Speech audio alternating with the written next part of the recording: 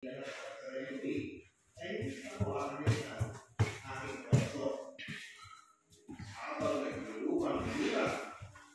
pamilya yung mga luha sa aking mga bata.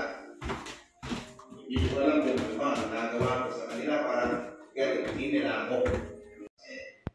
Si Chico na ang nasusunod ko at dahil siya ang nagkakapat ng pera sa bahay. Kaya na kahit yung tiramin ang anak namin para inala.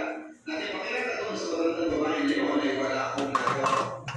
Sinabi na si Chico para raw mas maging maginaw yung matandang yun sa bata.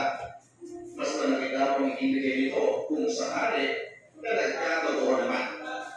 Ako pa, makontento ako sa gano'n. Tinanong ko ang sarili ko.